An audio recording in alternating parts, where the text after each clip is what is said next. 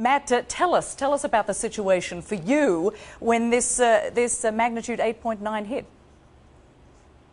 Well, it was absolutely unlike anything I've ever experienced before. I've been living here for 8 years now, and this was quite simply the biggest, longest-lasting earthquake I've ever experienced here. And that's it, because Kyung La, our reporter there, was saying that she thought it was 4 to 5 minutes. Was that your sense as well?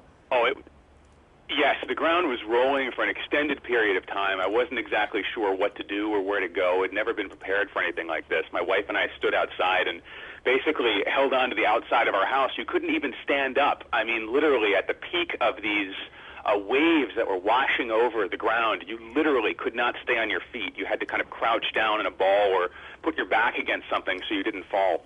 And that's exactly what we did for the length of the duration of it, which I would say was about probably a minute to 2 minutes. It felt like a lot longer than that, let me tell you. Indeed. And are you saying that you live there, or that you're actually traveling there?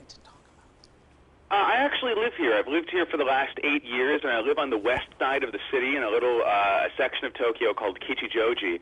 And yes, there are earthquakes from time to time, but we have never, ever felt anything on the magnitude, the literal magnitude of what we experience today. And that's exactly the story we hear. Now, Matt, as we are talking, we are looking at this extraordinary wave, another tsunami wave, moving toward the Japanese coast. And where are you located? Are you away from any threat of tsunami coming ashore?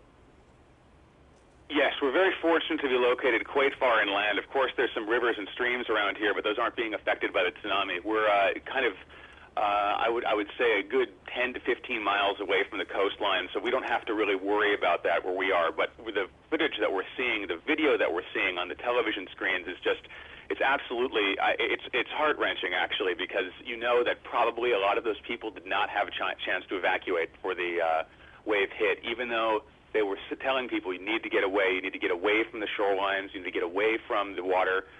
Just watching this wave hit and cars and buildings and houses being swept away in it, I think we're going to see a significant number of casualties, especially up in the northern part of the country where the quake was epicentered. And as you mentioned, you've been there for a number of years. I do have to apologise because someone was actually talking in my ear when you mentioned the number of years that you've been there. How long did you say you'd been there? I've been here for 8 years. My wife is Japanese, and she's lived here most of her life. And I can tell you, this was something neither of us we were completely unprepared for this. It was a beautiful spring day. It was sunny outside. I had just come home from a little errand to the grocery store, and all of a sudden, bam! It just hit, and you could tell this was different instantly from other little tremors that we've had before. I mean, it just picked up in intensity. It ramped up. The gentle shaking, and things started coming off the shelves, things started falling off our desks, and you could hear this strange, eerie creaking sound of all of the buildings all around us as they were kind of shaken by this, by the tremor of the ground. And it was something I hope I never have to hear again, but unfortunately we keep getting aftershocks.